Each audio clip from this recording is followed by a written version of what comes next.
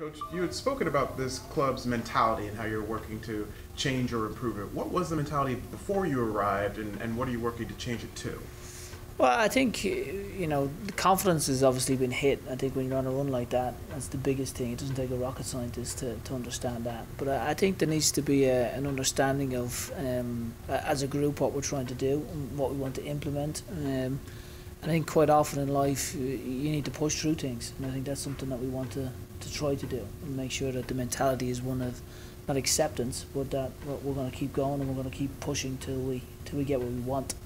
So again, that's not going to happen in a day. You're not going to be able to just bring in a magic wand and touch somebody and change their mentality. But I think you need to speak about it.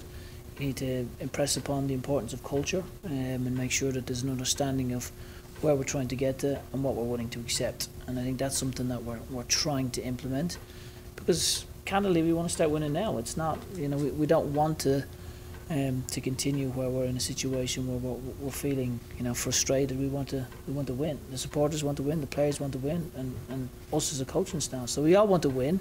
So it's figuring out what is the best way to allow that to happen. And for us, mentality plays a key role in trying to do that. How much of your early time here has just been getting to know the various players of the club?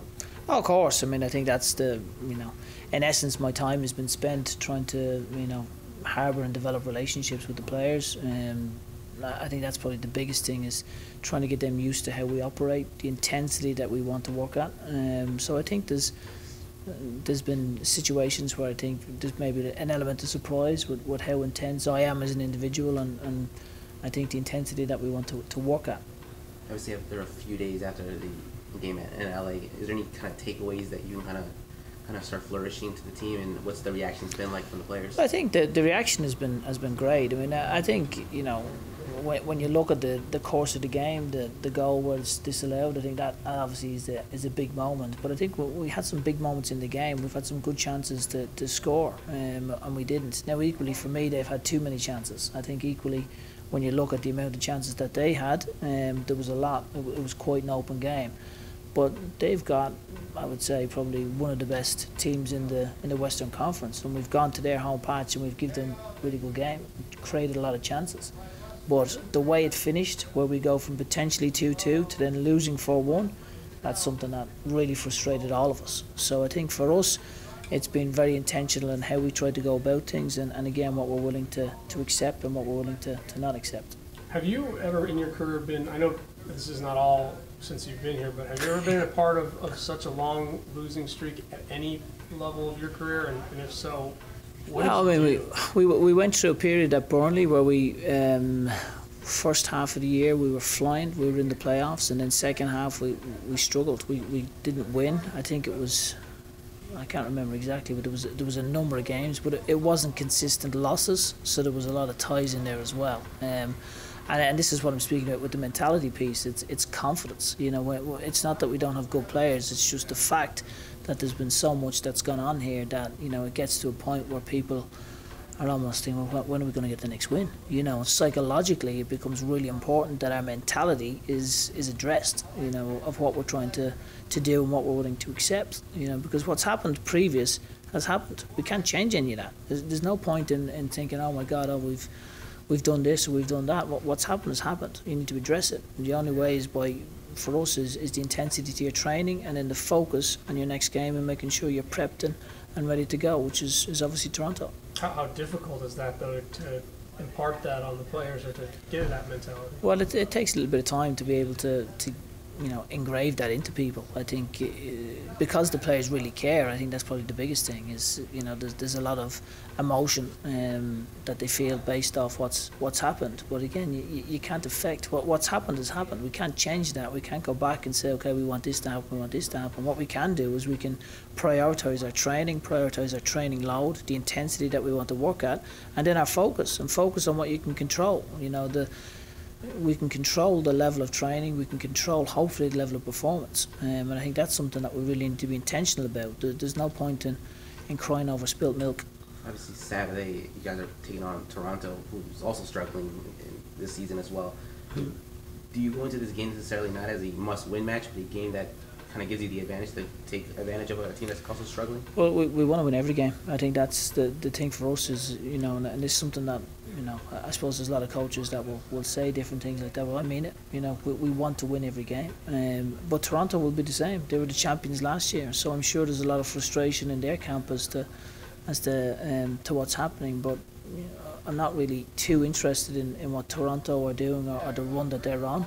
I think again we need to focus and control what we can control. We can't. We've no ability to control what Toronto do, what players they choose, what formation they play. What we can control is how we train, the intensity we work at, and then really focus on the things that we need to do. And that's something that I want to really start drilling down on. Players that I've spoken to so far have all spoken about your honesty, your willingness to not sugarcoat anything. Do you receive any sort of pushback from that, though, from folks who don't know you?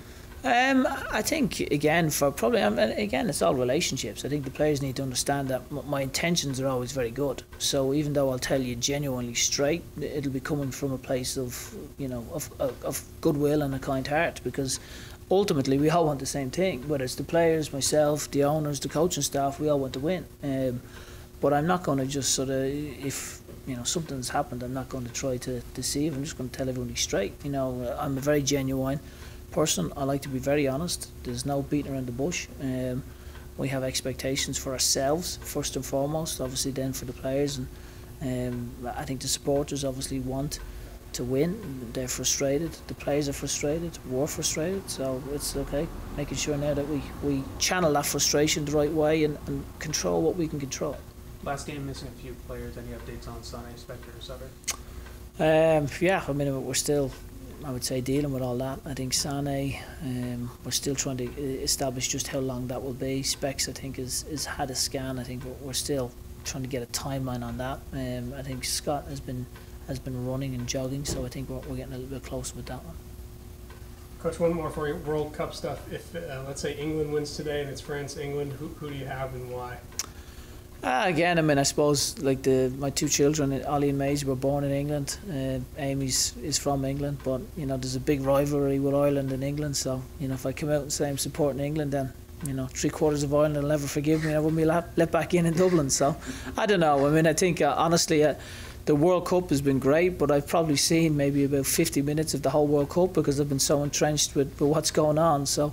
It's great to see England get that far. Really, I think when you look at the history that they've had, I think France obviously have been there and had a lot of success and won. So I always like to see a team maybe that hasn't had the level of success. Maybe they can go and do it, but you know, I'll sit on the fence on that for sure. What if it's Croatia and France? Who would you favour there? I mean, that'll be interesting. I mean, Croatia have had an incredible tournament. I think when you look at the size of Croatia to be able to go and do that. But again, the spirit that they've been able to show and the togetherness. I know there was an incident with the coach and a player, or something about the Ukraine, where I think there was, you know, he's been sent home. So it'll be interesting to see the reaction from that. That'll either galvanise them or there'll be some kind of, you know, excuse given.